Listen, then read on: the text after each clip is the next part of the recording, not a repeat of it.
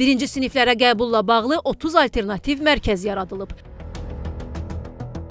Bakı şəhəri üzrə təhsil idarəsindən bildirilib ki, məktəbəqəbul.edu.az sistemi vasitəsilə özü elektron qeydiyyatdan keçə bilməyən və ya internet resurslarına çıxış imkanı olmayan vətəndaşlar aidiyyəti üzrə bu mərkəzlərə müraciət edə bilərlər. Belə mərkəzlərdən biri də Yasamal rayonunda yerləşən Mikayıl Müşfiq adına 18 saylı orta məktəbdə fəaliyyət göstərir. Vətəndaşlar elektron qeydiyyatdan çətinlik çəkən zaman biz onlara yaxından kömək edir. Bu işdə onlara yaxından kömək edirik. Onlar bizə həftənin birinci gündən 5-ci günə saat 10-dan 17-yə qədər müraciət edə bilərlər. Onlar bura müraciət edən zaman evladlarını bizim yanımıza gətirməyə bilərlər. Xatırlada bilərik, onlar özlərinə gələndə sırf onların yalnız şəxsiyyət vəsiqələri, evladlarının şəxsiyyət vəsiqələri bizə lazım olur.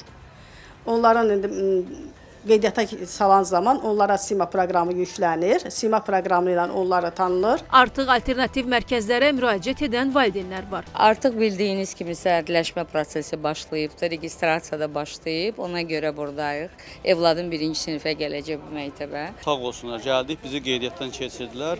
4-cü uşağımı elə bir ki, məktəbə yola sallıq, birinci sinifə.